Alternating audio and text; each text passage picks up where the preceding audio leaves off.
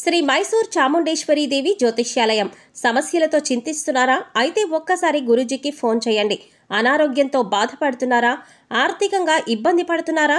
మనశ్శాంతి కోల్పోతున్నారా? విద్య, ఉద్యోగం, విదేశీ ప్రయాణం, ప్రేమ, పెళ్లి, సంతానం, భార్యాభర్తల మధ్య అనుమానాలు రావడం, నరదృష్టి, కుజదోషం, చేతబడి, వశీకరణ, రావలసిన డబ్బులు రాకపోవడం, ఇల్లు స్థలాలు అమ్ముడుపోకపోవడం, ఎన్ని సంబంధాలు చూసినా పెళ్లి ముడిపడకపోవడం, ఇలా ఎటువంటి సమస్యలైనా అంజనం వేసి ఫోన్ ద్వారానే జ్యోతిష్యం చెప్పబడును. Cell number 9652484281. ఓం శ్రీ మాత్రే నమః. ఛానల్లోకి స్వాగతం అండి. మకర రాశి వారికి అదృష్ట సమయం వచ్చేసింది. ఎంతో కాలంగా మీరు ఎదురు చూస్తున్న 8 శుభవార్తలను జనవరి 10వ తారీఖు తర్వాత వినబోతున్నారు.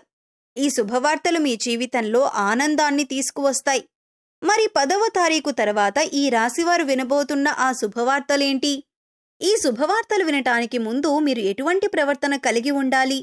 ఎవరితో మీరు జాగ్రత్తగా ఉండాలి?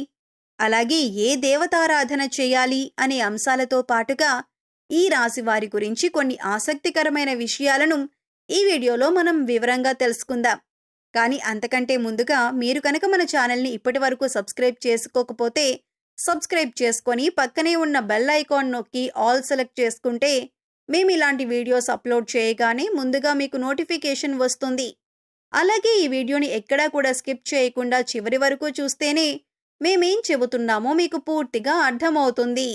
ఇక వివరాల్లోకి వెళ్ళిపోతే మిగిలిన రాశులన్నింటికంటే కూడా ఈ రాశివారు చాలా ప్రత్యేకమైన వారుగా జ్యోతిష్య శాస్త్రంలో చెప్పబడి ఉంది. మరి ఈ రాశివారు ఎందుకంత ప్రత్యేకమంటే వీరికున్నటువంటి సహాయం చేసే గుణం, కార్యదీక్షత, కార్యదక్షత, సమయపాలన వంటి అనేక అంశాలను కలిగి ఉండటం వల్ల ఈ రాశివారు అందరికంటే ప్రత్యేకమైన వారుగా చెప్పొచ్చు. అయితే ఈ రాశివారు ఈ సమయంలో జాగ్రత్తగా ఉండాలి. ఈ సమయంలో మీరు చేయవలసిన పనేంటంటే ముఖ్యంగా మీరు ఎటువంటి పరిస్థితుల్లోనైనా మౌనంగా ఉండటానికి ప్రయత్నించండి. ఇలా కనుక మీరు కొద్దిగా ఓర్పు పట్టి మౌనంగా ఉన్నట్లయితే ఇప్పటిదాకా మీరు ఎవ్వరూ వినని 10 శుభవార్తలు మీరు వింటారని చెప్పటంలో ఎటువంటి సందేహం లేదు.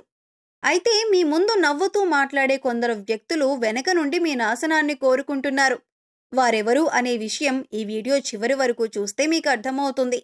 ముఖ్యంగా 3 వ్యక్తులు మీ జీవితంలో మీరు పైకి ఎదగకూడదని మీ నాశనాన్ని కోరుకుంటూ ఉన్నారు. ఆ 3 వ్యక్తుల్లో 2 స్త్రీలు, 1 పురుషుడు మీ శత్రువులతో చేరి మీ శత్రువులకి అనుకూలంగా ప్రవర్తిస్తూ మీ నాశనాన్ని కోరుకుంటున్నారు.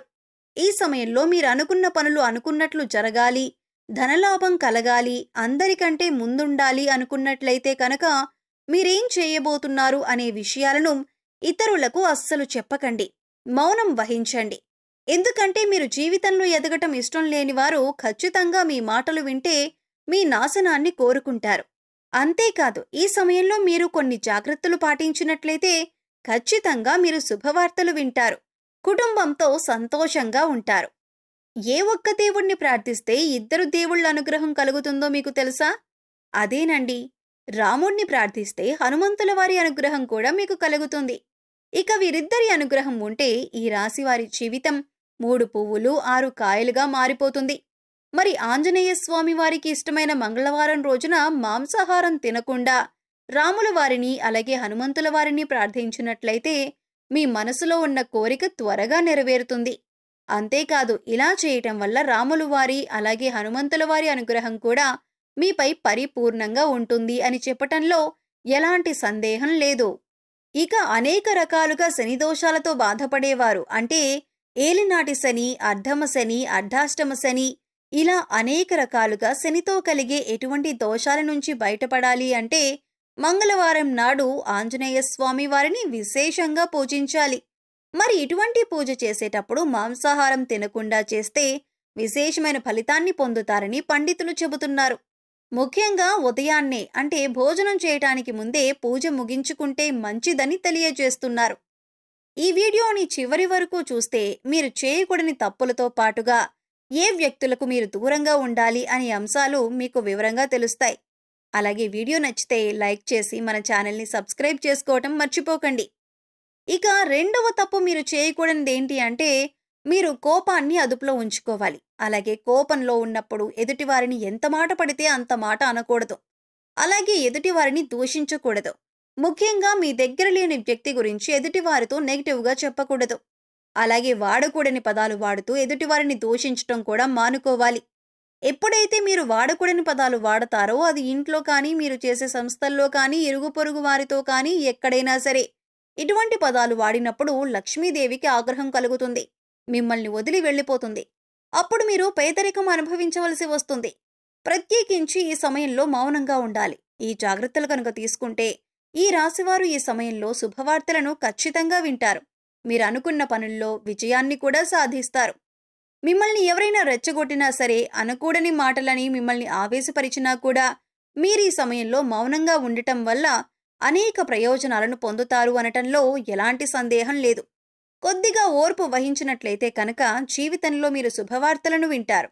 అంతేకాదు, మీరు జాగ్రత్తగా ఉండవలసిన ఇంకొక అంశం ఏమిటంటే, అందరినీ నమ్మి మీరు డబ్బుగా అప్పిచ్చినట్లయితే కనుక మీకు డబ్బు తిరిగి వచ్చే అవకాశాలు చాలా తక్కువగా ఉంటాయి.